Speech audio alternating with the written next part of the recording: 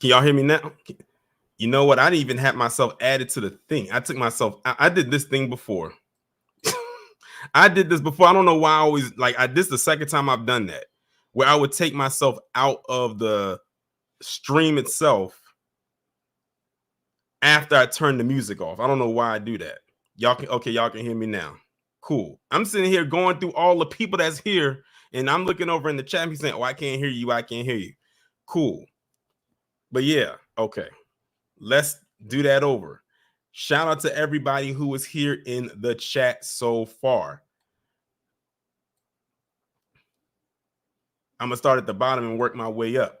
Miriam, King Daniel, Jerlene, The Hooligan, JK, VTLB, Don P. Ben Yehuda, Retro Gemini, Melanin 100%, Wallow J, Blacklight Revelations 2, Cosmic Fury, Jimmy Jam, Angel B. Divine, Melanin 100%, PD That Remains, Janesta, DSB, JK, Letitia, Jerlene, Wallow J, I was about to say my name, Chicago Boxing MMA, King Gravity Beyond. And I think that might be everybody. Forgive me if I missed anybody. Angel said that beat was fire. It is. I'm telling you, that Epidemic Sound has some of the best copyright-free, royalty-free beats on there. It's so many to cater to anyone's needs, I would say. I find myself probably downloading maybe about at least 5 or 10 songs every other month. Like, sometimes you want to switch it up and whatnot, but I have like a whole bunch downloaded on my computer. And what I like is they're not long. I think the longest one is probably like 3.5 minutes. So they're not lengthy songs. Let's see who else we got in here. Vintage Clothing Apparel, Buzzercam H1, Caledonia, Blueberry Muffin, Chris Vesey. Shout out to Blacklight Revelations 2 for the $9.99 super chat. He says support the content. I appreciate it. Thank you. But what I was saying was I don't have that many topics to really discuss today. I wanted to ask people what topic were y'all really looking forward to out of the ones that's up there in the title, because those are pretty much all the ones I'm talking about, except for the first one. That one's not in the title list, but it is the first topic I am going to be discussing. And speaking of discussing, we're going to go ahead now and get ready to get into these topics right now. And Tilda says, have you watched the trailer for Lakeith Stanfield's new movie, The Book of Clarence? If so, what do you think? I have seen it. I'm not anticipating it. I'm not anticipating it at all, to be quite honest. Okay, before we get into this, let me just put this on here right now. Okay. So Chicago Boxing MMA says, Ricky Manor in 80% of all of his videos says he's friends with you, but he then goes on his anti-black rants. Listen, y'all need to tell me, the people who keep telling me this need to point out to me where he says he's friends with me. Between this person and somebody else who was sending me stuff, y'all need to let me know where he's actually saying that. Like, please point that out to me.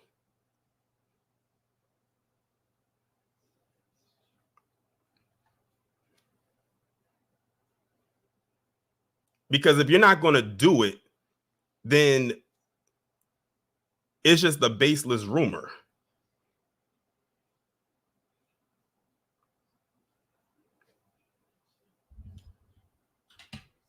Now, with that being said, let's go ahead and get started.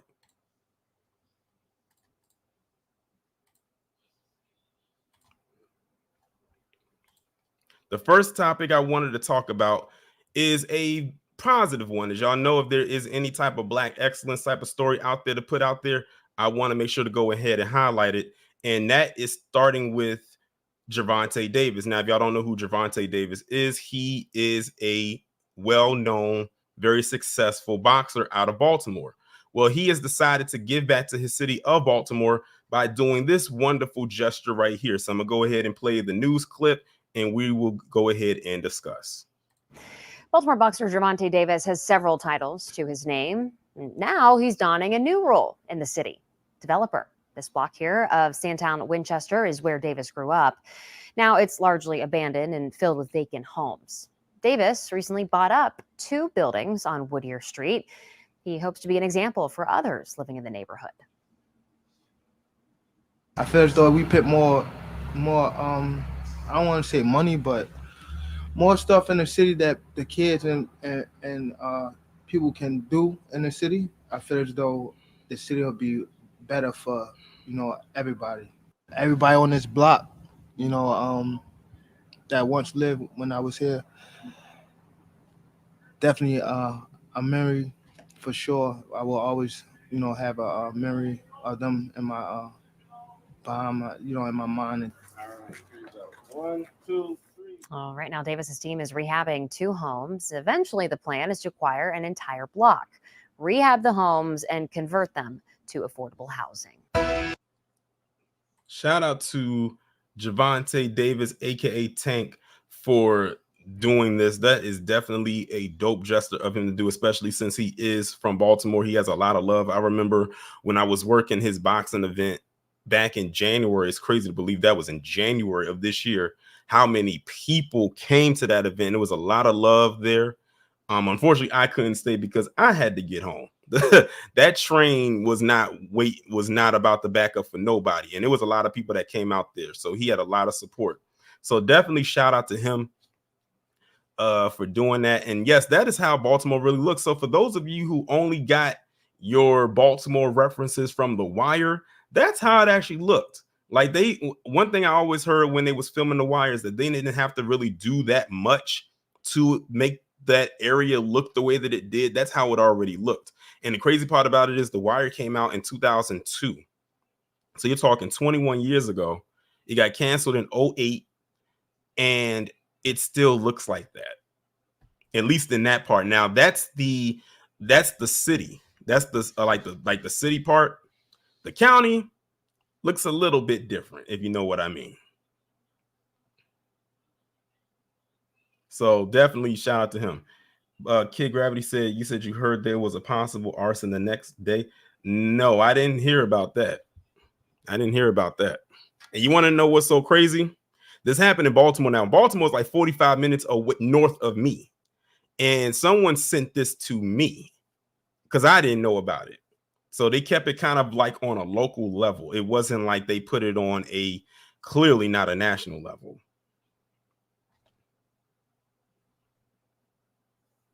But no, Kid Gravity, I did not hear about that. Hopefully that's not true. Iron Will said, where's Jada to buy up some buildings with her entanglement having? Who knows? Who knows what's going on with her? But yeah, shout out to Gervonta Davis for doing that. So now that we got that out of the way, let's head on now into the nonsense, because it's plenty of that to go around. And with this story right here, I couldn't pull up the article itself because I didn't know what imagery I would see that would pop up with the article attached, but I'm well aware of the story. But if you're seeing this picture right now, you know exactly, or you should be aware of who this is. But this person's name is Aidan Sarapsky.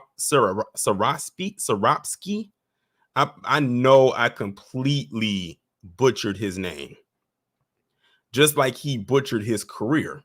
But he is or was a Senate staffer who decided that he was going to take his private and personal life and make it very, very public. Because if you are unaware of who this guy is, he was the one that filmed himself with another man getting it in, and that's a very interesting choice of words, in the Senate room. Literally in the Senate room. Content that should have possibly should have been made for maybe an OF account. Yeah, he decided to make it very public. When I first heard about this story, I thought it was fake. I really did, mainly because when I first came across it, when it was posted on Twitter or X, whatever you want to call it, it was from the Daily Wire. Not the Daily Wire, the Daily Caller, which is pretty much a right-wing publication. So I was like, I could take whatever they say with a grain of salt. But then when I started to see it pop up on other reputable sites, then that's when it was like, oh, he really actually did this. And yes, the video is actually floating around online. That's why I didn't open up an article, because some websites have the video on there, and these are not quote unquote XXX sites. Or if they don't have the video, they have the picture. And I'm sitting here saying to myself, why? Why would you mess up your job like that? First of all, why would you? Okay, if you want to record whatever it is you have going on, it is your business. It is what it is. But why would you, one, do that in your place of employment? It doesn't even matter that he was a Senate staffer, but it matters because this was on federal grounds. So you already know you about to catch a hefty fine. Just the fine alone, you should get jail time definitely for that alone. But two, why would you put that out there on the internet for people to see? And then it's like, you could clearly see where he's at. It's not like he's in a parking lot somewhere. It's not like he's in a forest or whatever, or an open field. He's in a Senate room.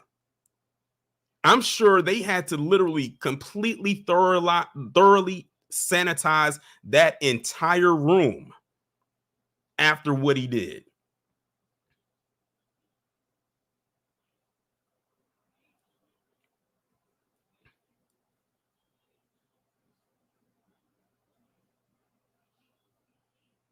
But yeah, this is a classic case of straight up stupidity.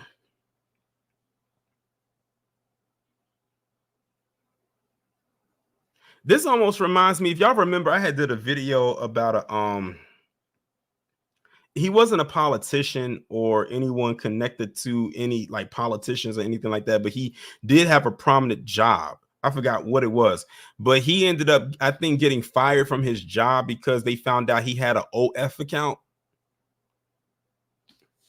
And he would post clips on his Twitter account. Some of y'all may or may not remember when I talked about that. It happened a couple months ago, like I think over the summer. I'm like, if you are going to do that, do not post your stuff online, because it's going to get back to people, and people going to talk, people going to spread it around, and your livelihood could be in jeopardy.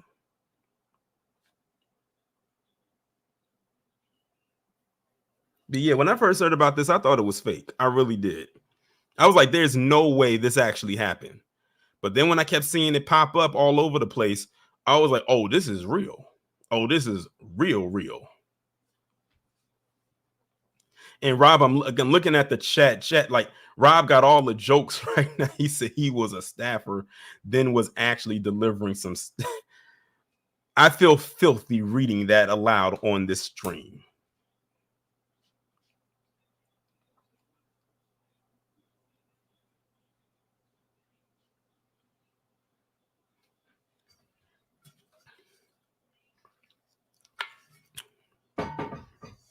Yeah, but like I said, there's some weirdos out there. It's absolutely crazy. All I'm gonna say is it is a time and there is a place for everything. And this was not the time or the place to be doing that. You have the privacy of your home to go and do what you did, but you decided to like do it right there. And the thing is, if he just recorded it and just kept it in his phone, we wouldn't know about this. We would not know. But the fact is that he put it online. Like no one hacked his phone and put the video out there to smear him.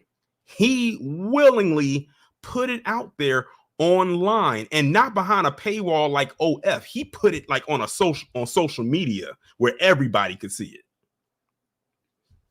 If this was his exit strategy, then I guess it worked in the most unconventional way. But anyway, y'all, let's move on to the next story. And this is a story right here that I saw some people down in the chat saying that they were looking forward to me talking about, and that is this BET situation. When I tell you, listen to me when I tell you this. When I first started talking about that whole deal that BET, they were trying to look for someone to buy it, and Tyler Perry was throwing a bid at them. And we was like, Tyler Perry would probably be the most likely person to buy it. I mean, it would make sense because he has a lot of shows on that network and on their streaming platform, BET Plus. I said when they did some shady stuff with that, I told people to keep an eye on their next move, because I'm telling you, they're going to sell it or try to give a bid to a non-black person or a non-black entity. And here we are today on December 22nd, 2023, where that is the likelihood of happening. I called that right down the middle. When I saw this on Twitter or X yesterday, this is what came up. Paramount in talks to sell BET Network to investor group. Paramount Global is in talks to sell its Black Entertainment Television network to a management-led investor group, Bloomberg News reported Wednesday, citing people familiar with the matter. The potential buyers include BET Chief Executive Officer Scott Mills and Chin Chu. Now, look at this name right here, Chin Chu. Now, that doesn't sound like a melanated name now, does it? Doesn't even look like it. They about to give this into the hands of a person who is Asian, potentially, along with someone who is PC. I guess this is the PC and Asian collaboration that Charlie Kirk was talking about. A former Blackstone executive who runs New York-based CC Capital Partners. A price of a little under $2 billion has been discussed, according to the report. Now, wasn't Tyler Perry, couldn't he had afforded that $2 billion? But wasn't it a couple months ago back where it was more than that? I told people they just didn't want to sell it to him. That's what it was. And Rob, I know you're still in here. This is what you call lockout, blockout. This is a perfect example of that. Paramount and CC Capital declined to comment on the report. Paramount had earlier this year mulled the sale of a majority stake in BET Media Group, which includes the BET Cable Network, BET Studios, and VH1, drawing interest from the likes of Byron Allen, whose Allen Media Group's assets include the Weather Channel and Tyler Perry. The company later dropped the sale process after failing to get satisfactory bids, according to the Bloomberg reports. No, they just didn't want to sell it to him. That's all it was. Chu, who also worked at Solomon Brothers, has helped create 5 blank check companies during his time at CC Capital. One of them merged with Getty Images last year to take the stock photo company public in the U.S. Paramount is controlled by the Sherry Redstone-led media company that owns 77% of Paramount's Class A voting shares. The entertainment conglomerate formed BET Studios in 2021 through a partnership with Blackish creator Kenya Barris and actress Rashida Jones and SWAT co-creator Aaron Rashawn Thomas. In July, Tyler Perry submitted a final takeover bid for Black Entertainment Television Group, but fell short. But I'm telling you that whatever they were trying to get Tyler Perry to bid on back then was a lousy bid. They just didn't want to sell it to him. Now, I read another article where Byron Allen has re-entered to try to purchase BET. And he said he was offering about $3.5 billion to buy it. Now, keep in mind, they said a price of a little under $2 billion has been discussed, according to the report. But I'm willing to bet you they're not going to look at Byron Allen either, because, again, he too was in that bidding war with Tyler Perry, and they didn't want to give it to him either. They're telling you right there what it is. Now, keep in mind, at one point, didn't they consider BET to just be that urban network? But when they saw them dollar signs and they saw they could benefit, then that's when they decided to hop in. So people can't say that, oh, Black people don't want to buy BET when it's clear that Black people do want to get it. It's just like Rob just typed in the chat. Lockout, blockout. And when we tell people that Dub S is a system, this is what we mean. So if a person like Tyler Perry, who is a billionaire, he owns his own studios and pretty much owns all of his property, or a person like Byron Allen, despite how you may feel about him, is offering a bid more than what they're asking, but they're still not allowing them to get it. That is what you call systematic white supremacy. Because some people think that Dub S only goes as far as calling somebody the N-word. It's some people out there that really think that.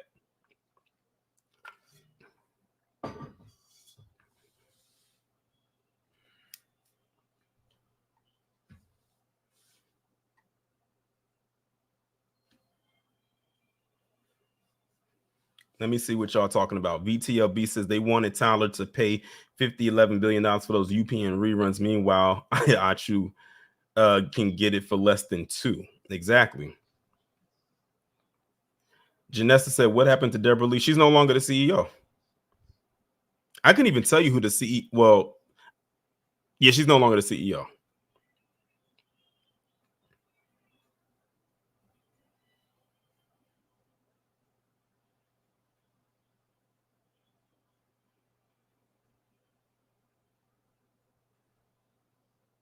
But we also got to be worried too, because remember, even though Byron Allen can't afford to buy this, he also owns the Griot, and we all know how we feel about the Griot. The Griot is like literally the distant cousin of the Rot.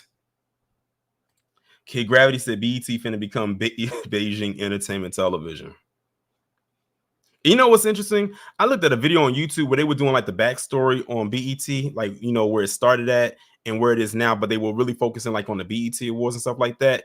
And it was so interesting to see where BET was back in when it first got started back in 1980 and where it was by the 90s and where it was by the 2000s. Around the 2000s, like after a certain point in the 2000s, that's when you started to see the decline. What a time to be alive that was. If you weren't around during that time, I don't know what to tell you.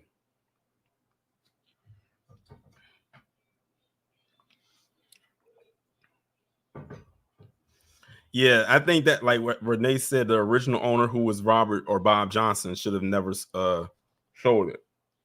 I think that was a huge blow to the network for sure. A huge blow to the network.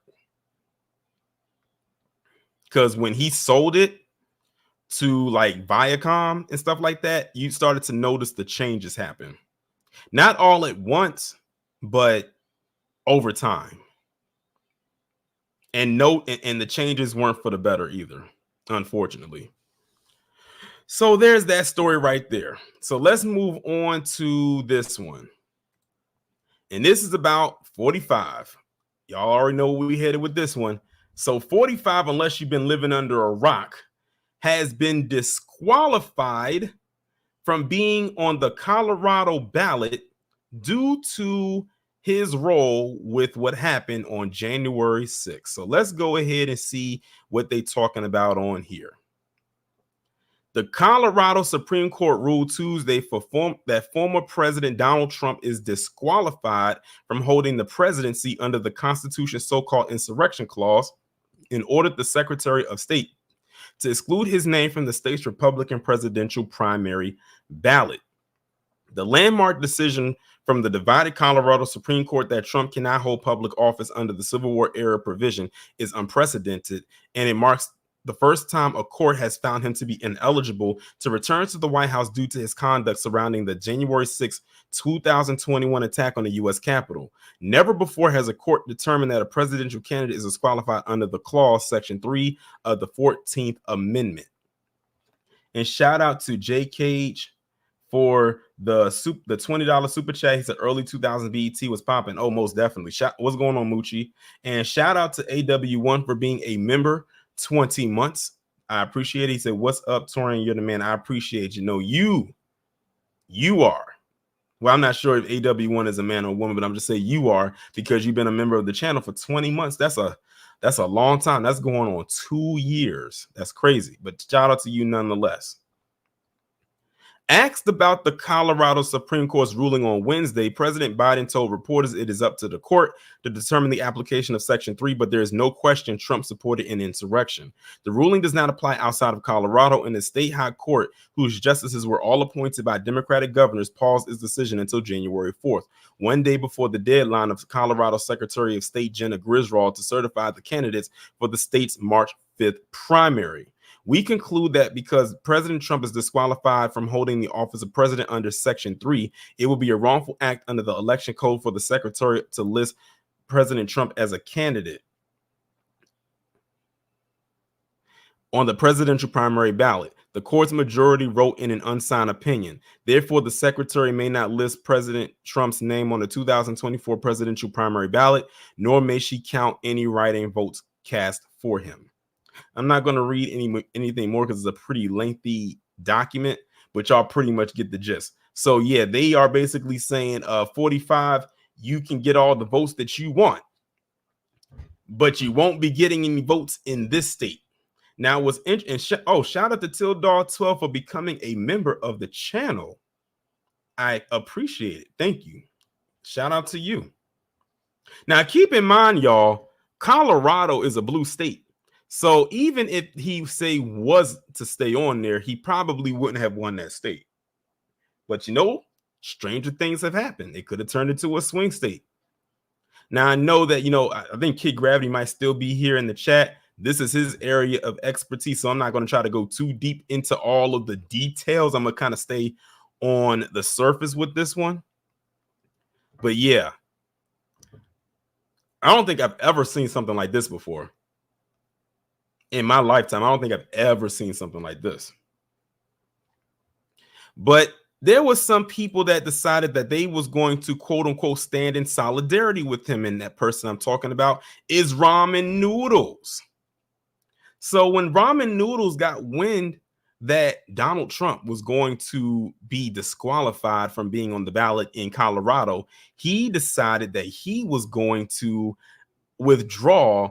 Too bad not from the race itself, but from having his name be on the ballot in Colorado. And I'm sitting here saying to myself,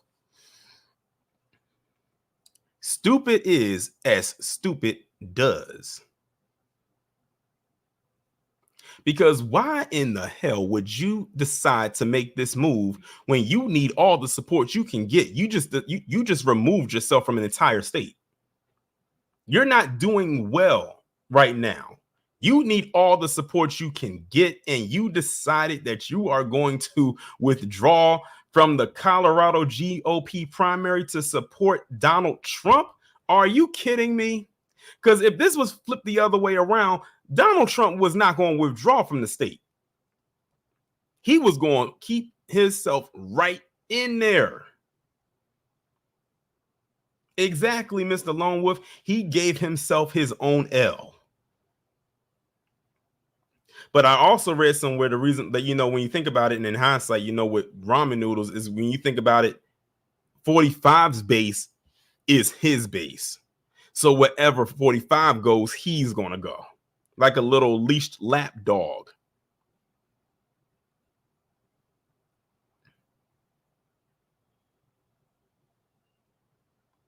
But yeah, when I saw this, I literally did like the shaking my head, palm in my hand emoji movement when he did that. I said, you aren't the smartest, you aren't the brightest bulb in the box. I don't have to read too much into it. I wish I had the video when he was talking about like withdrawing and everything, but maybe it's a good thing that I don't, because we didn't have to hear his voice. Unfortunately, though, there is one person who was a little bit upset about this, and I had to share this because I thought it's going to be pretty I thought it would be pretty funny. So we got Cousin T, aka Terence K. Williams, aka the Pancake Man, who decided to go on a little minstrel rant of his own about what happened. Now, I keep telling y'all, if y'all ever went onto his page, and I won't fault you if you didn't, you will see nothing but a shrine of him kissing 45's derriere. So here is a 5-minute video of Terence K. Williams having a whole meltdown when he got word that Donald Trump was being disqualified from the GOP primary in the state of Colorado. Try not to vomit too much. Y'all,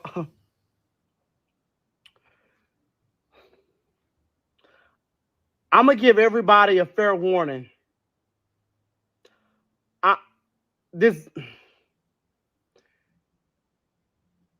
Y'all going to have to excuse my language.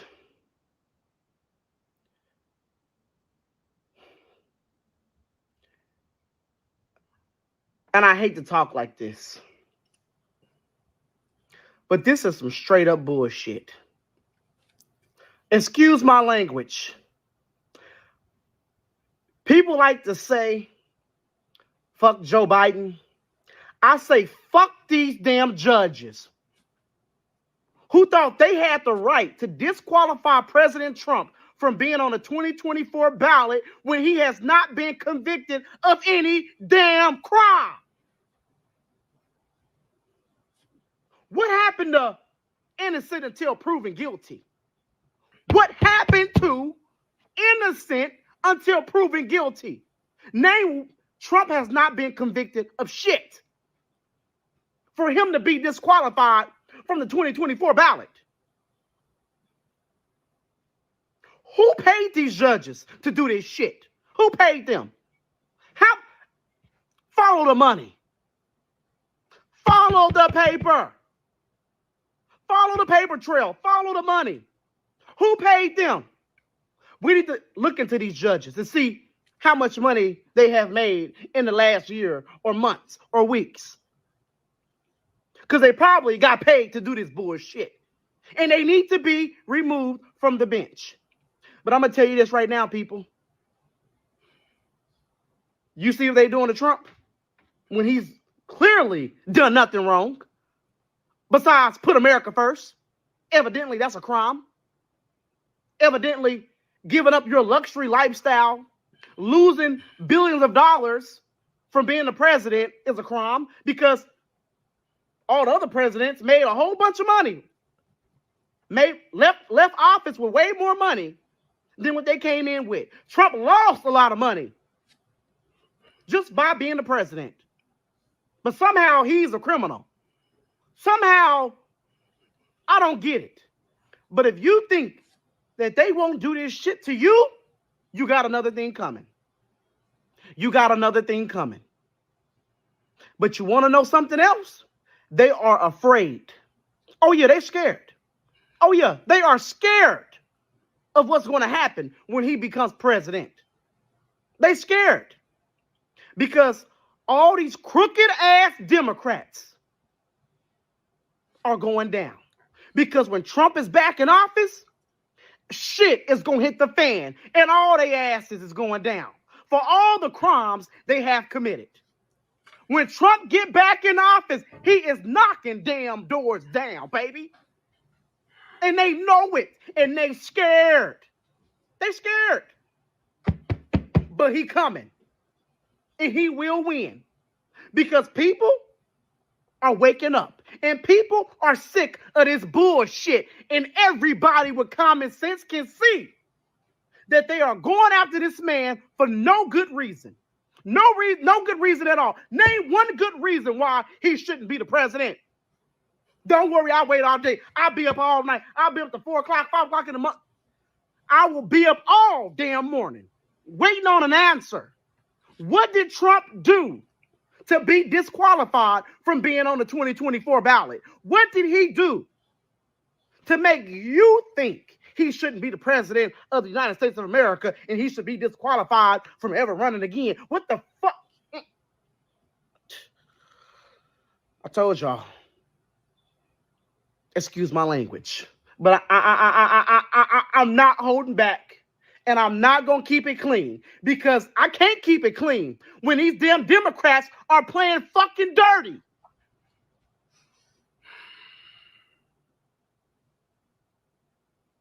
I'm voting for Trump 2024. Everybody, know this. Please share this message. Please share this message, okay? Let everybody know.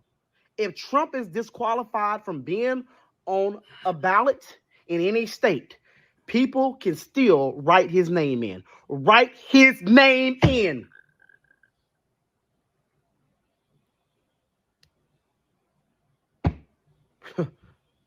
Insane. No, the one that's insane is the one that just went on a 5-minute and 6-second rant for nothing and more so than attention. The whole time this was going on, I was holding in my laughter because of what he was saying and because of what y'all was saying in this chat. For those of y'all who never had the displeasure and the dishonor of being aware who Terence K. Williams is, y'all just got an introduction today, right now. And I've talked about him before on my channel a couple of times. But for those of y'all who are new and weren't aware who he was or who he is, that's him. This guy literally hangs off of Trump's sack every chance he gets. So when I found out about this, I'm not surprised he made this video. And I had posted up on Twitter, I had said, I wonder how he's going to react if 45 loses next year. Oh, listen, he might do a whole rant walking down the street, yelling to the top of his lungs. And I kept wondering, does he have any family members that he has this, like he has these strong emotions for, the same way he does this? Because what I've noticed is that a lot of these bootlegs, they never really show their family like that.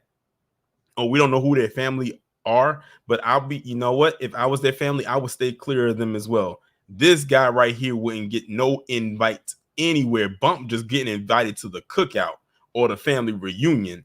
You wouldn't get invited anywhere. And the reason why he got this thing called Freedom and Pancakes hat on is because he has a whole line of pancake mix. I kid you not. Me and Kid Gravity went to his website. We went to his website a little while back. I personally wouldn't buy them because, well, I could go to Costco and get the same size box for less. And even if I couldn't, I still wouldn't buy whatever it is that he was making.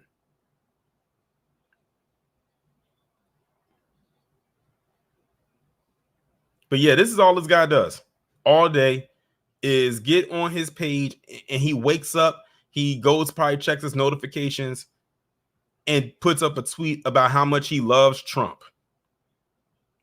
I'm not even lying. Kid Gravity is in this chat. I'm sure he could back me up on this because he's on Twitter too. Rob is on Twitter as well, but Rob, I don't know if Rob would be too frequented of his page, and I'll understand. I'm not either. The only reason he ends up on my timeline is if somebody who I follow reposts on my timeline, much like how I found this. Because if that wasn't the case, y'all wouldn't have seen this video and probably know what Little Lovitz, he said, well, he's the guy with the pancake mix. Yes, that is him.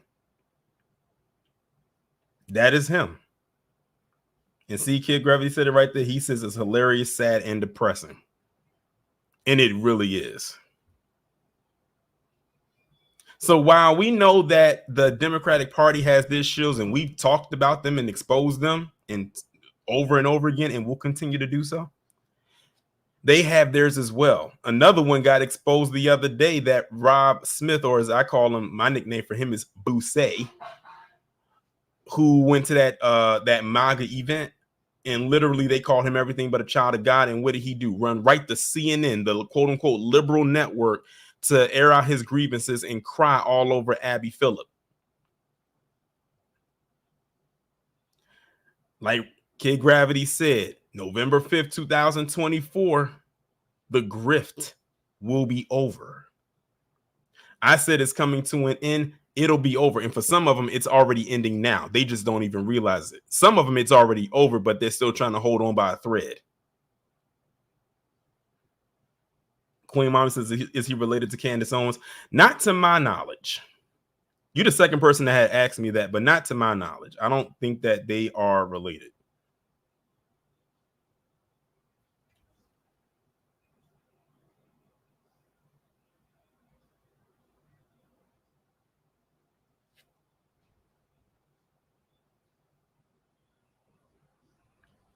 So now we can go ahead and move on. Thank you, Kid Gravity. Thank you. And it's only been that person. At this point, they're just trolling. So let's go ahead now and move on to the next story. And it's about this individual. Hold on, y'all. Let me go ahead and present my screen again. We're going to talk about this man named Marvin Haynes, who was serving 19 years behind bars under a wrongful conviction. It's never a shortage of that, is it? This also plays into the systematic part of Dub S. He's like probably the third person I've heard this week that was serving time behind bars that exceeded 10 years for something they did not do. Shout out to Afro Elite, because he talked about one on his channel the other day about a man who was sentenced to he was sentenced to like a whole bunch of years, but he got out after 12. He just got released the other day, as a matter of fact. And I said the sad part about it is he's one of the lucky ones because he only served 12 years. You got some people out there that do 20, 40, 60. It was one guy, I think, that just got out recently who did like 50 years for a crime he did not commit. But let's go ahead and play this news clip.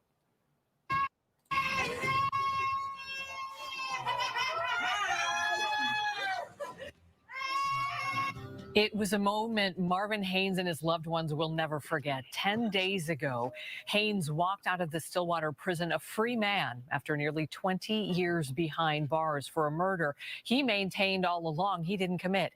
Haynes came home a changed man to a family ready to welcome him back just in time for Christmas. Since he was released, Haynes has started laying the foundation for his new life, things like job interviews and getting a driver's license. In this Fox 9 exclusive, Paul Bloom and photojournalist Vanche Murdoch caught up with the 36-year-old for a trip to the Mall of America for some reflection and to do some shopping for his next chapter. All right, thank you, man. Have a good day. Man, I'm feeling good. Man, to be out here and really free and enjoying the Mall of America, that's amazing. I was just in a sale, literally, on lockdown for the whole weekend, you feel me? So it's beautiful. It's amazing. You want to go to Nordstrom? Let me pause it right quick. It's amazing. This man spent 19 years in jail for a wrongful conviction, and the first thing he did was go to Mall of America.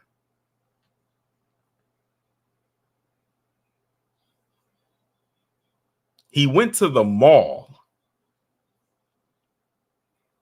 to go shopping.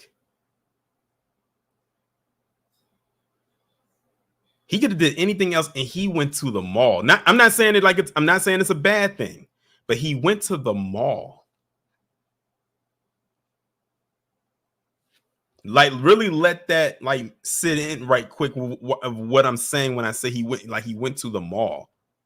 Freed after his wrongful conviction for first-degree murder, Marvin Haynes had to pause and take it all in.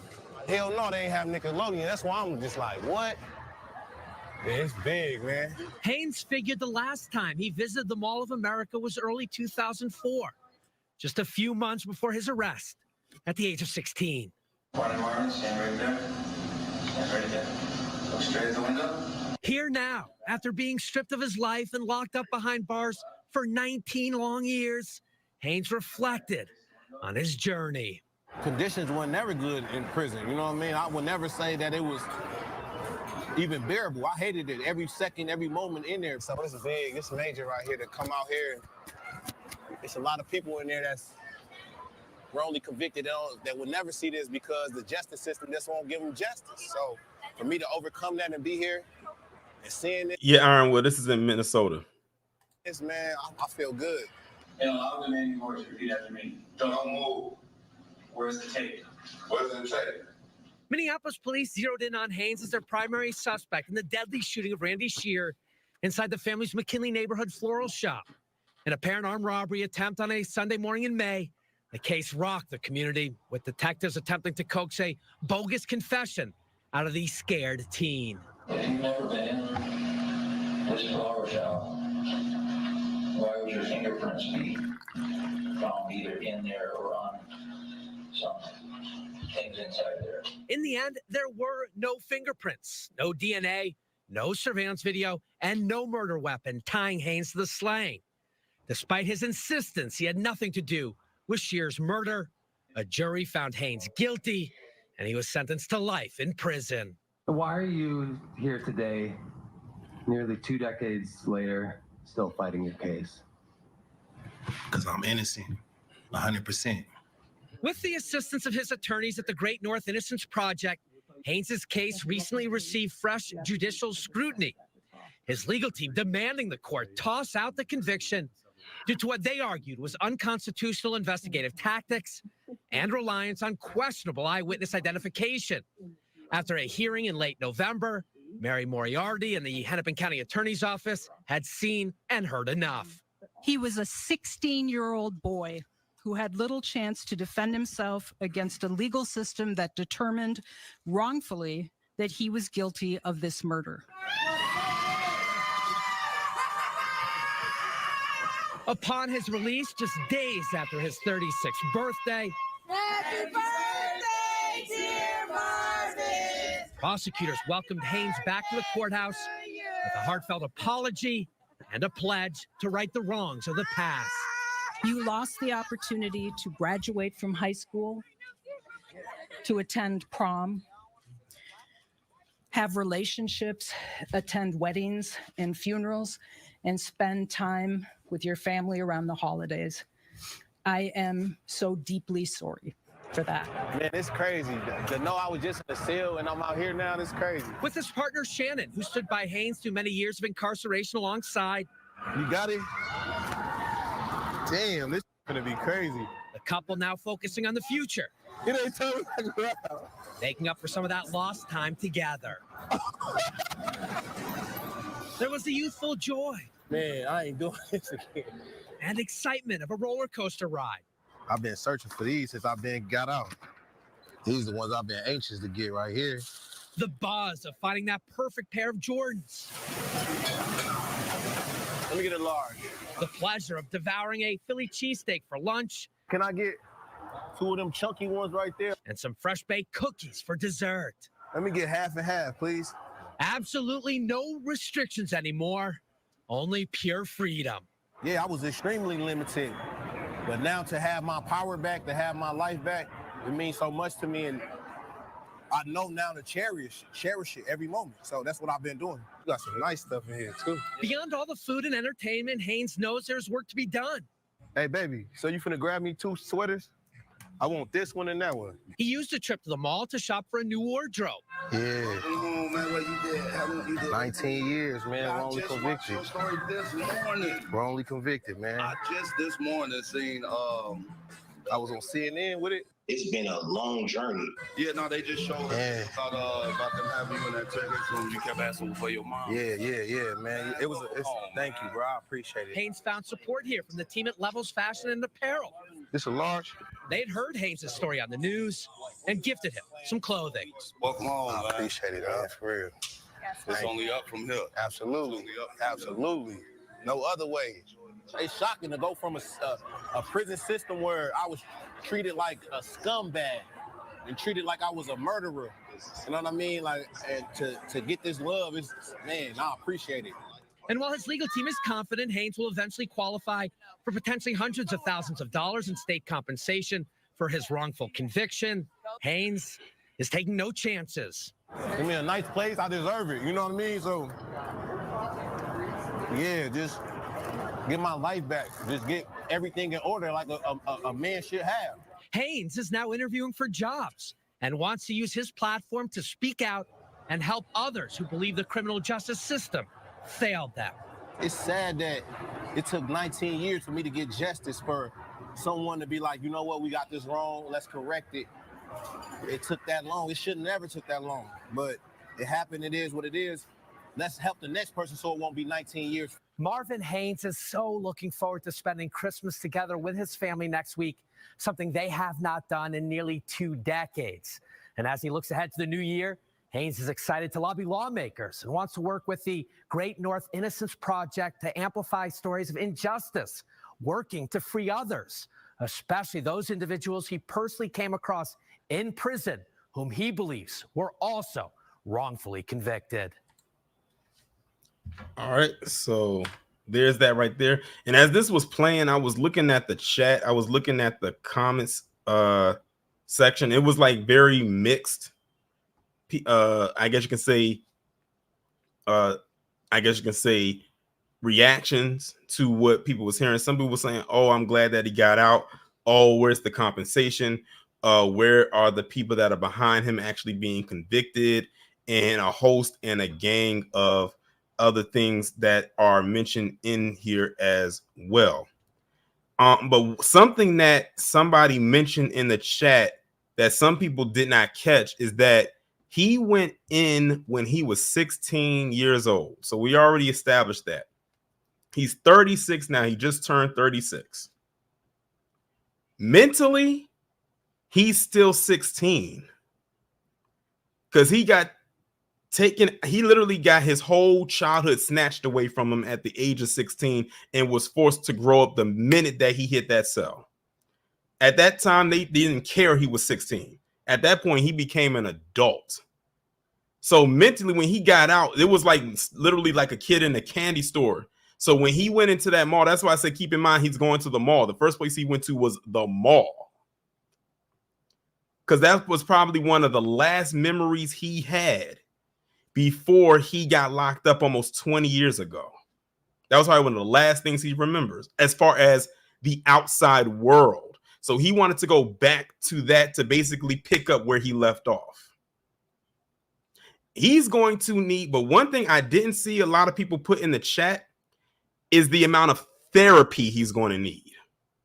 He's going to need a lot of therapy. The reason why he's reacting this way is because, again, he's been locked up for almost 20 years since he was 16. He was a child. It's going to take a while for him to reacclimate into life. And you got to think, it was a different time. They say he got locked up in 2004. Do you remember what life was like almost 20 years ago? It was very different from 2023. A lot has changed since then. And if you've never been locked up that long, and I can't speak on it because I've never been locked up, but if you've never been locked up at the age of 16 for something you didn't do, you didn't get out till you were 36, you wouldn't be able to know what that's like.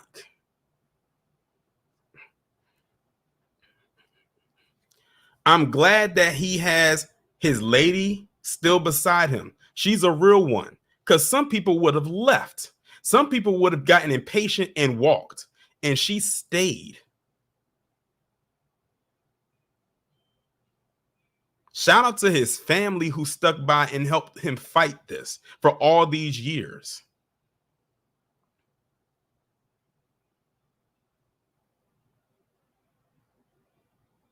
Do I agree that he definitely needs to go ahead and fight this so he can get some better compensation? Most definitely. But we know how these court systems are. Remember, I just did a live stream about that documentary, that murder in Boston, where that Bennett family only got, what, $12,500 back in 1993? No apology. The current mayor of Boston just now gave them a formal apology the other day. And while it's nice that she did that, that still really is not going to do anything for all the stuff that's happened to them over the years. And it shouldn't have even been her that gave it, because she wasn't responsible. So she shouldn't have been the one to give it, but she did.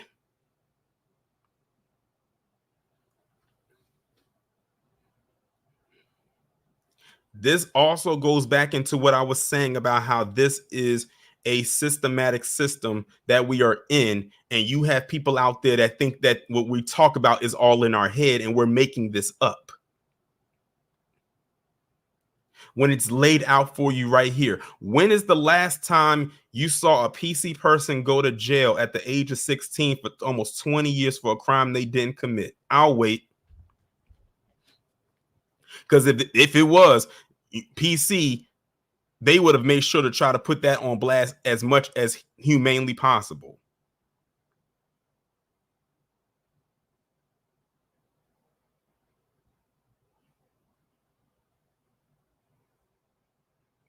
But they love to say that they are arrested more times than we are. That it's way more of them in jail than us. But they never add in the part about for crimes they didn't commit part. They always tend to leave that part out.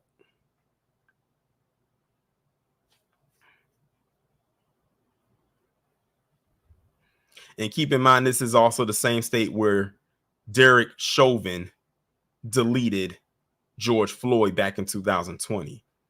This man was in jail while that was going on. Let that sink in.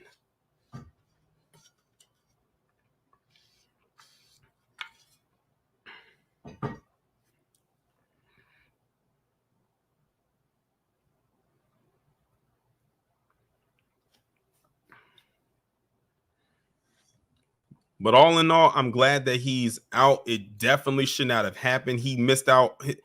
He lost his entire childhood. Like, think about that.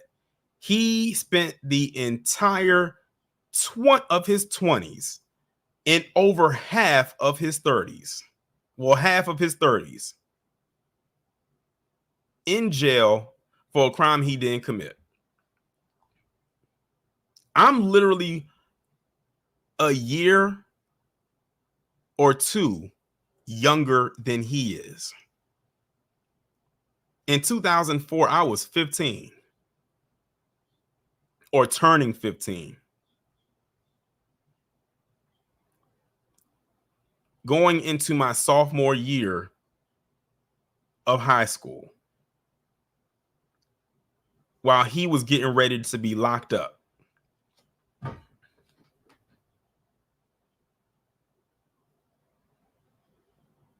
Maine said, did he get an education in jail? I'm not entirely sure. But you know what? If he does decide to go and get an education, the city should pay for it. After all, it was them that locked him up. Let them pay for it.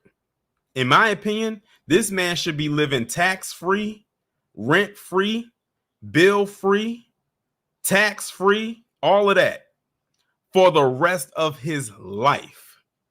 If he decides to go get gainful employment, if he does decide to go that route, he should not have any taxes taken out of his check. They took 19 years of his life. They can spare one employee of their taxes.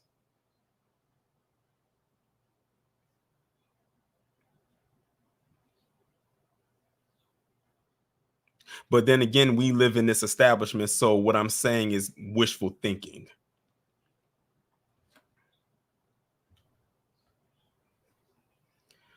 Rob says, I wouldn't be able to let it go. Something like this would turn me into a horrible shadow of my current self.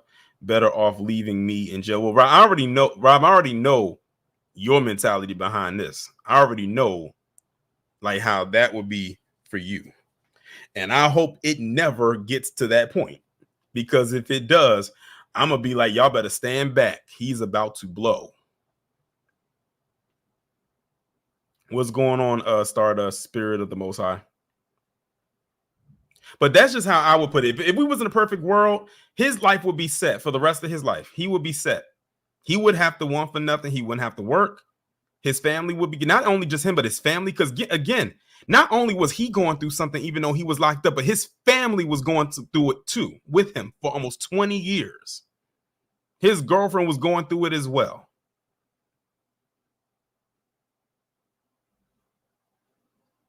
And there's not enough apologies or sorries in the world that can make up for all of that. It's not. It's just not.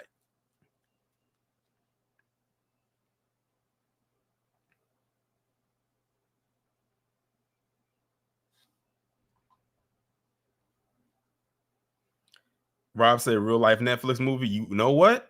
Hey, if they decided to turn this into a Netflix movie, he should get all the proceeds. Every last dime. As a matter of fact, if there's dust and lint in there, give him that too. I imagine, you know what? Write a book about it. If he was to have a book about this, about what happened in his experience, I would buy that book just to support it. And it's crazy. I'm stuck on this story and I have 3 more stories to go through. If it was even possible, I would see if there, I wish there was a way that I could actually get him on my platform to interview him. I don't know how far this is actually going to go, but I would actually like to interview this guy. Just ask him some questions, because I'm sure he has a very interesting story to tell. And I would like to hear as much of it as I can.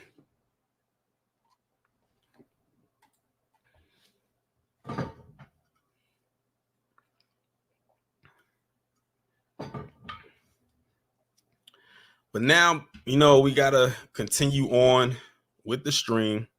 Like I said, I got 3 more stories to get through.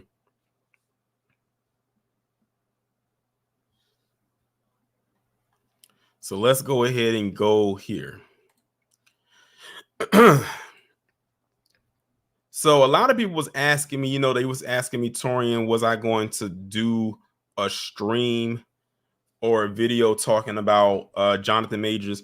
And I told people I actually did a collaboration with another YouTuber on here. Some of you may be familiar with him. Some of you may not. I actually had done many collabs with this person before. On the name of the channel is called Mo.J, and he has a news channel called The Mo You Know, and that's the channel we were doing it on, when he was multi-streaming on both of them, where we were talking about the Jonathan Majors verdict that came out a couple days ago that had the internet going crazy when it happened. I can honestly say that, and I think another reason why I didn't want to go ahead and just kind of jump right into it, even though I did a collab with somebody else, is because there was still much more details coming out. And I think I've heard as much as I possibly can up until this point to say that Alvin Bragg, he has got to go.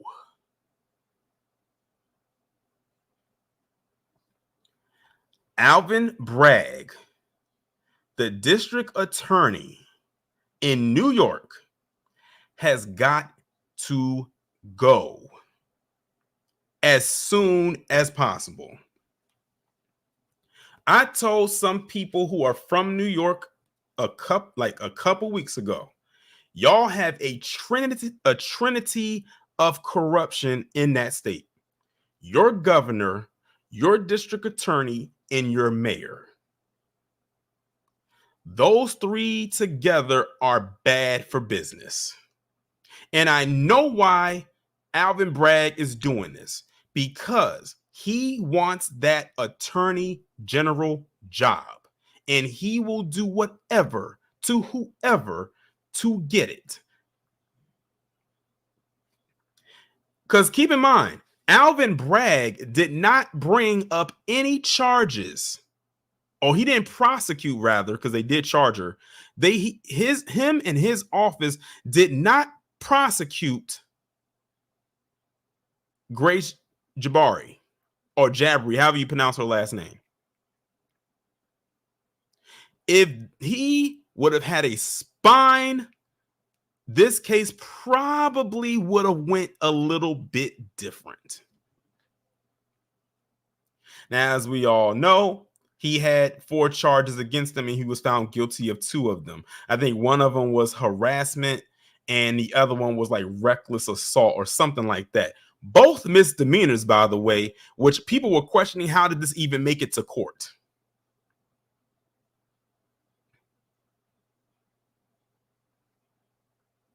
Exactly, Stardust. Maya Ponsetto, if y'all remember her, she was the one that tackled that black boy in that hotel lobby and accused him of stealing her iPhone. Whole time it was in the back of her Uber. Didn't prosecute her. That's when I knew something was shady about him. So when I learned that he didn't prosecute Grace Jabari Jabari, it made me think back to that case.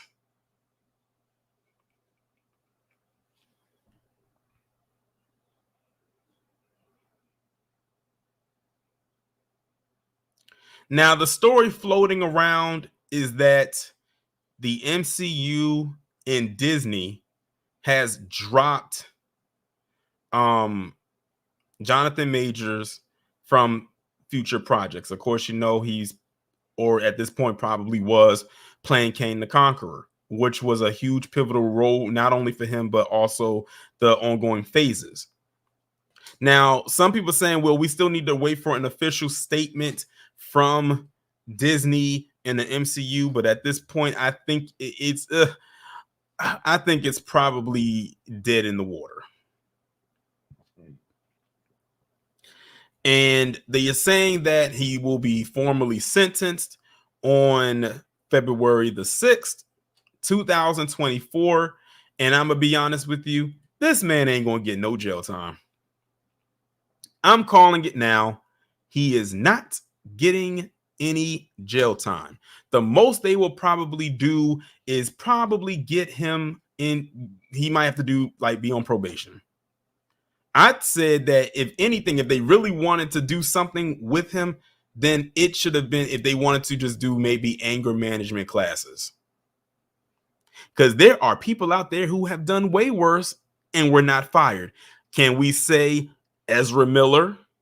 Can we say Amber Heard or Amber Turd?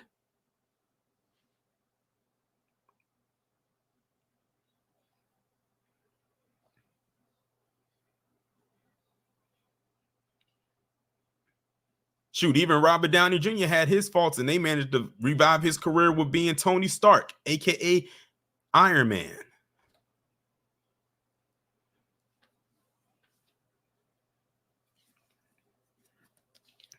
Iron Will, Dana White.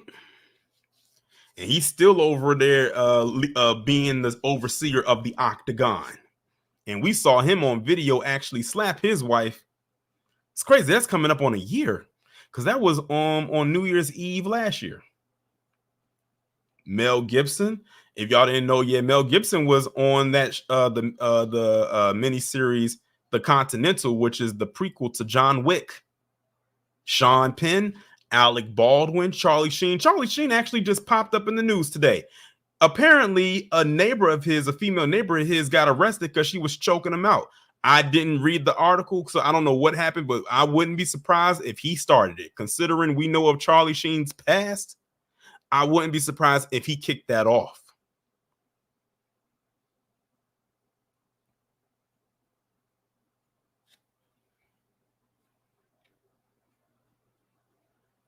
Chad Wheeler.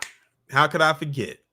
Chad Wheeler beat his girlfriend into oblivion and thought he took her out, even asked if he thought she was gone while she laid almost lifeless on the floor. Kevin Spacey. I mean, the list goes on and on and on and on. But hey, they want to tell us it's not about race. Don't bring race into it.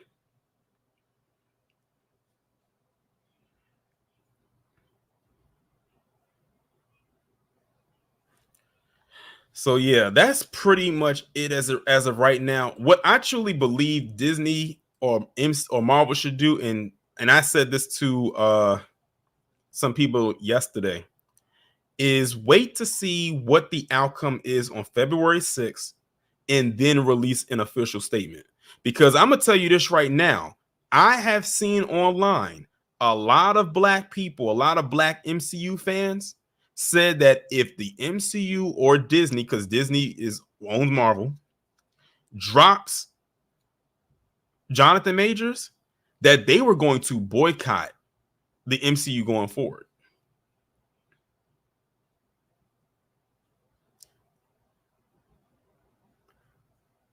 Now, keep in mind, in case y'all didn't know, the MCU only has one movie coming out next year, and that's Deadpool 3. if black people are really serious about boycotting the MCU, if they would have dropped Jonathan Majors, Deadpool 3 might have to worry about their box office numbers, because a lot of black people like Deadpool. I'm one of them.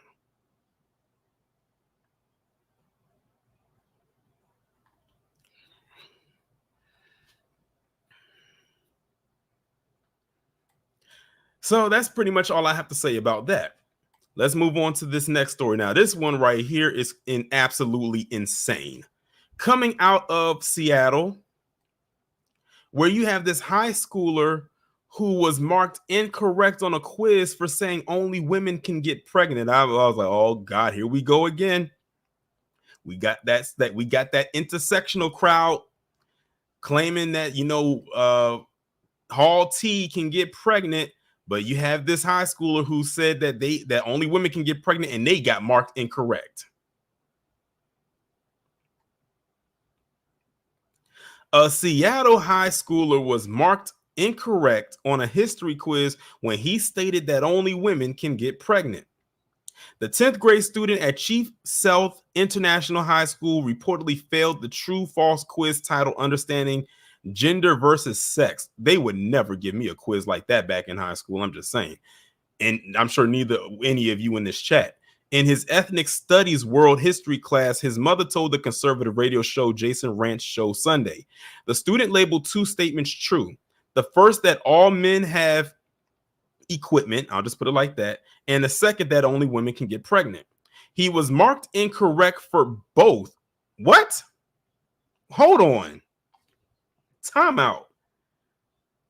To the men in here, do we or do we not have, because according to this test, they also said he was incorrect for saying all men have, a thing. Last I checked, whenever I wake up in the morning and I go and, clean myself and I clean in that area. Yeah. Man, listen. I'm not laughing because it's funny. This is one of those, like, here we are. This is where we are. It says, I keep trying to wrap my head around how it is legal to teach inaccurate information. I'm right there with you. And force students to answer against their beliefs or receive negative scores, she told the KTTH. But the thing is, it's not a belief. It's what it is. How in the world did this become a quote unquote belief system? So just because you believe on that anybody can get pregnant, no. Because you believe only women can get pregnant, that's a belief system. No, that's what it is.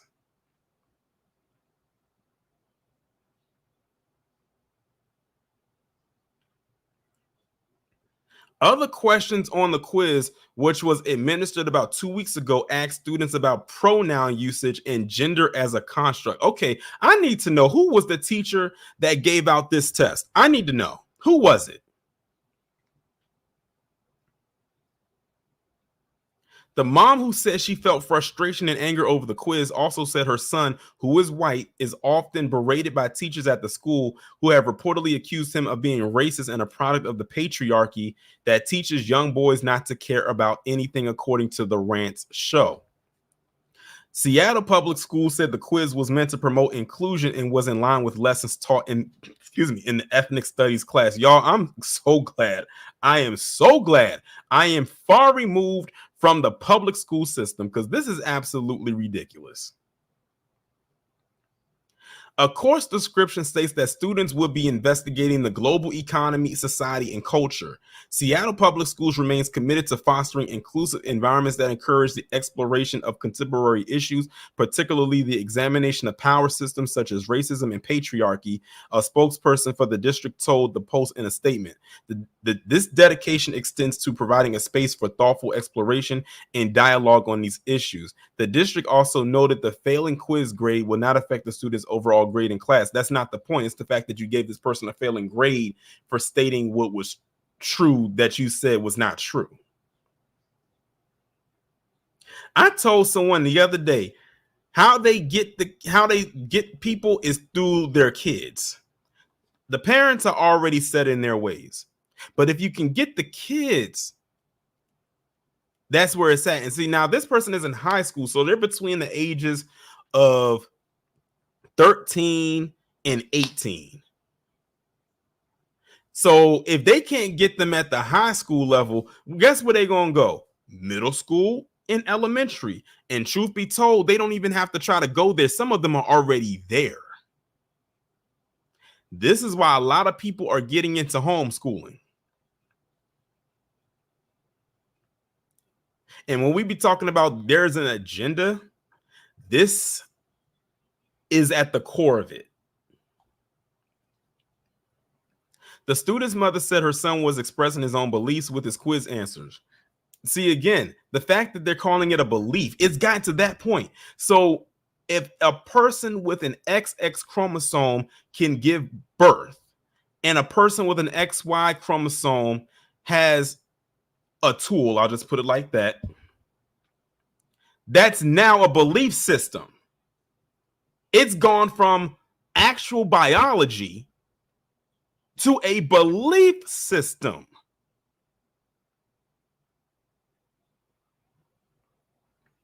This is where we are in 2023, going into 2024. She told Rant's show she is proud of him because he refused to answer against his beliefs, which are medically and scientifically accurate, or at least used to be. It is getting creepy out here, y'all. Me too, Retro Gemini. I'm glad I'm out of school too. Because like I said, it's literally gotten to this point. And the thing is, if you say it's anything but, you are called this and that phobic. And y'all know what I mean when I say this and that phobic. Like I said, if push comes to shove, hey, if you got to homeschool your kids, that's just what you got to do. Now, I don't know if anybody in my chat like has school-age children or not, but let me know if you do. Have any of your children brought home a lesson plan, or not a lesson plan, but a lesson or a homework assignment or gotten a quiz like this? I need to know. But what I'm finding, though, is a lot of these assignments, or quizzes, if you want to call it that, are coming out of predominantly PC areas. I don't think I've heard of majority Black schools giving out assignments like this. Not saying that there haven't been, but I have yet to hear it. But trust, if I do hear about it, I will definitely talk about it.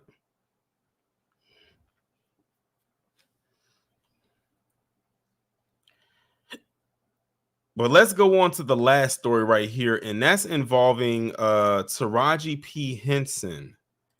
And this video, I'm not going to play the whole thing, but I'm only going to play this short part right here, where she was on an interview on Sirius XM, where she was on there with her castmate and the director of the new Color Purple movie coming out. And right in the middle of their discussion, she ended up talking about like the pay inequality in Hollywood, especially with her being a Black actress, and how she's contemplating quitting because she feels like she's not getting paid. And she literally broke down right there in the interview. Now, many of you have already seen this, but for those of you who haven't, and for contextual purposes, because of what I'm talking about, I'm gonna go ahead and play it. I'm not gonna play the whole 9 minutes and 10 seconds because it's only like the first 3 minutes when this is happening. So that's pretty much most of it, like right there. That's the only part that I wanted to focus on. It kind of segues past that. So like I said, many people have already seen this part right here, where, like, again, she was interviewing on Sirius XM along with her castmate and the director of the Color Purple movie. And she broke down basically talking about, like, you know, the pay inequality is horrible for Black actors and actresses out there in Hollywood. And some of y'all already in the chat jumped the gun already. I was headed there already. Monique, Yes, that Monique spoke about this a few years ago. Not even that long ago. She spoke about this.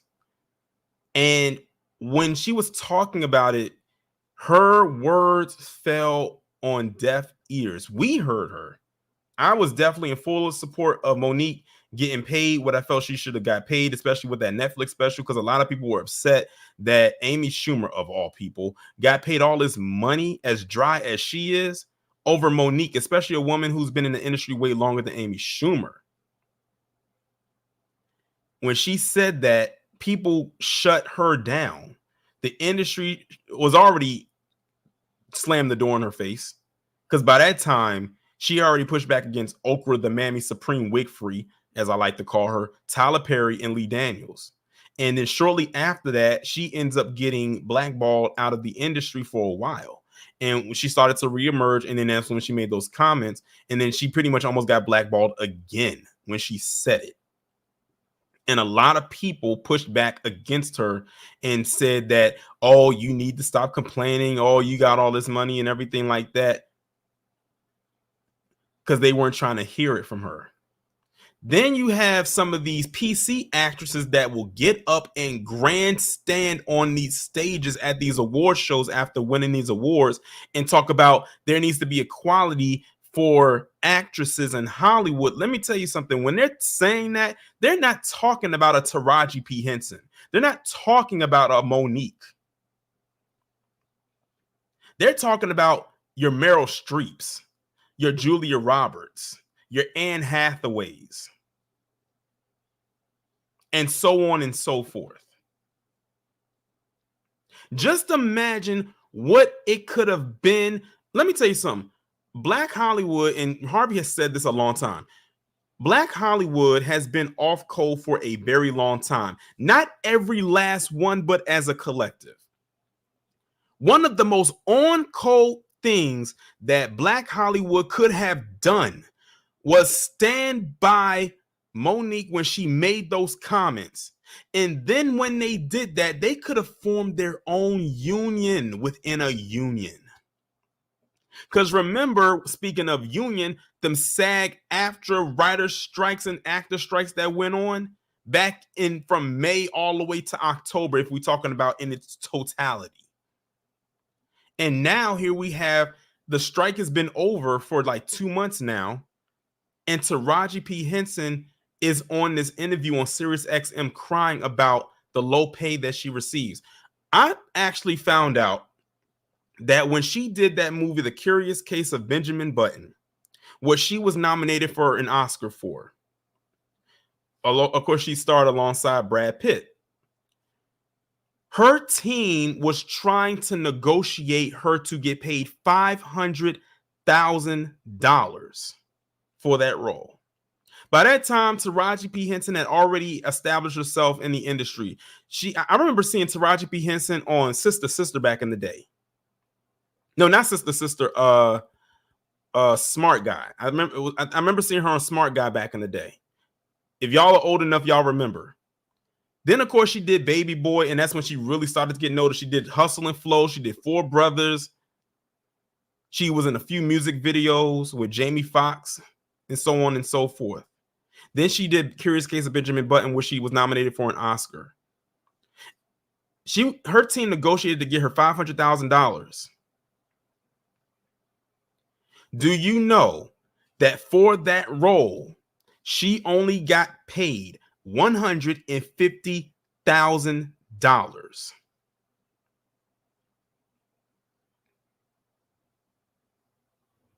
Just $150,000. Yet I'm seeing y'all writing some other roles she did in there as well.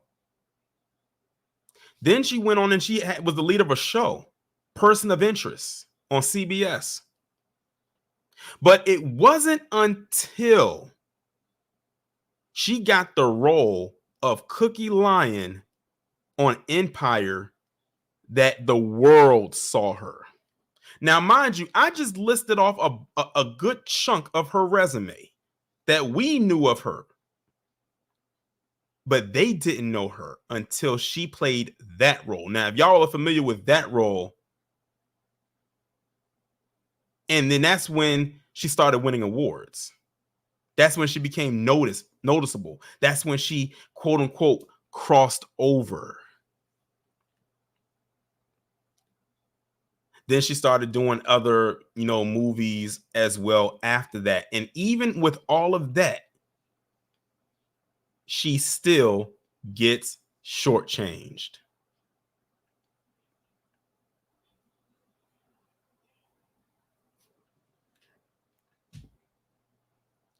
I saw some of y'all mention Terrence Howard. I didn't get a chance and opportunity to talk about Terrence Howard, but yes, Terrence Howard, when he did Hustle and Flow, which again, him and Taraji did together. And I think that was the first movie they did together.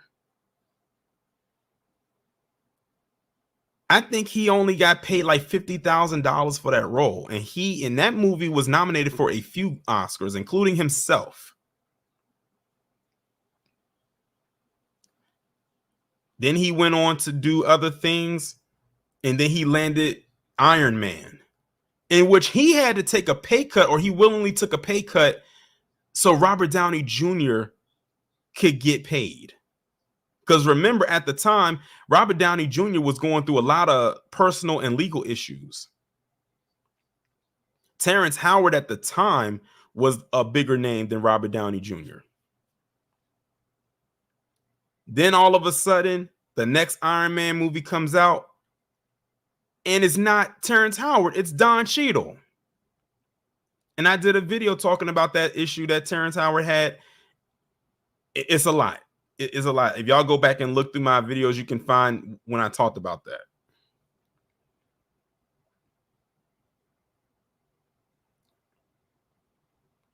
But like I said, whenever Black actors or actually Black talent speak out about their issues with the industry, they're told to shut up, stop complaining, deal with it.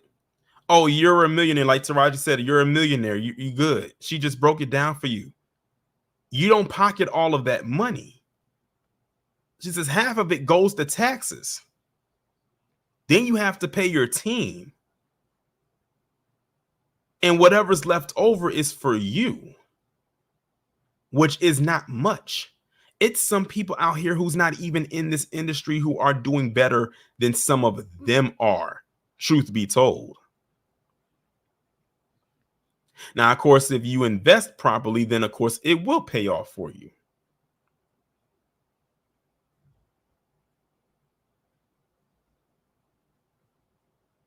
But all I'm saying is this. Monique was right. That's really all it boils down to, is that Monique was right all along. And I'm not even saying that now because, this new revelation. I called it then. Y'all can go back and look at when I was defending her. I was like, she should be getting paid more. I know why they're not doing it. It's because Hollywood has given her the cold shoulder.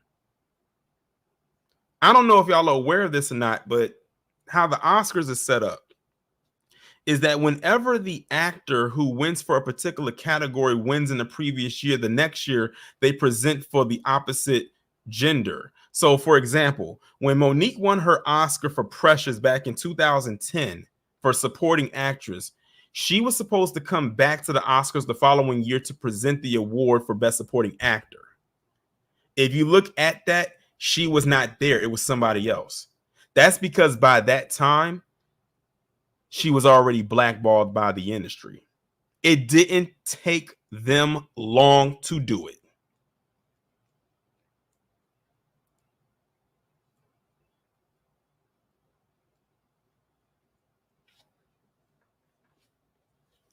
But hopefully, this is a wake-up call for Black people who are in that industry, but particularly those who are actors, to form up like Voltron and create a network of sorts. That way you can all benefit. Because you can't tell me that they don't have other networks out there that have completely shut a lot of these black actors out. And one thing Taraji also mentioned as well is when she says we don't translate well overseas. She wasn't saying we don't, but there was always this ongoing thing that said that movies with majority black casts don't do well at the box office. Do y'all remember when they used to have that talking point and that was their excuse for not casting black leads or having majority black films? I remember when they used to say that. And then all of a sudden, Black Panther came out in 2018. And not just a movie called Black Panther, but the month that it came out in is considered a dead month, but it's Black History Month. So it worked marketing wise. It definitely worked. And that movie was a global success. Like wherever that movie was, it was like striking or catching lightning in a bottle. That movie was #1 in the box office for over a month.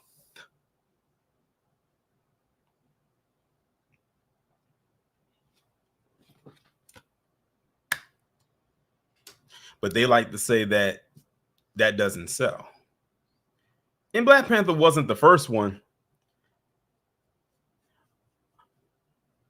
because there were several more before it. But that one in particular, that's when it really caught the attention of the world and said, oh, you know what? They can sell. But that's just one. Shout out to all of the independent filmmakers who go ahead and go out and do their own thing and create their own thing away from the Hollywood machine where they can control their narrative. That's why a lot of us gave Nate Parker so much praise for Birth of a Nation, because that was an independent film. A lot of people got it misconstrued because they're like, oh, it was made through Fox. No, it was distributed by Fox. It was independently made, though, by him and the people that contributed the funds to the movie. He didn't get a studio backing behind that to make that movie, but Fox Searchlight distributed it so it could get a nationwide release. Of course, we saw what happened with that. We don't need to go into the details of that situation.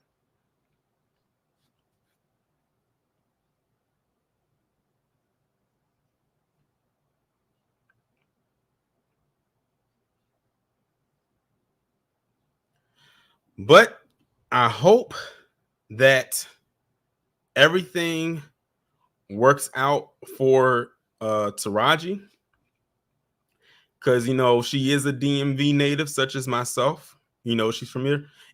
It would be dope if I too had her on my platform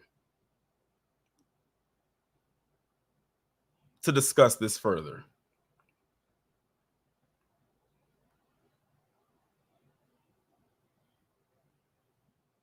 But, you know, if it happens, it happens.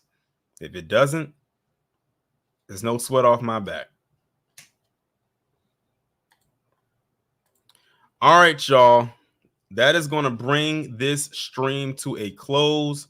Shout out to everybody who came through. Shout out to those who contributed to the stream. Blacklight Revelations 2, J Cage, AW1, and Tildall12 for becoming a member of the channel. I greatly appreciate it. We'll be back on here tomorrow with the 11 a.m. Eastern Standard Time video. The premiere window is already up.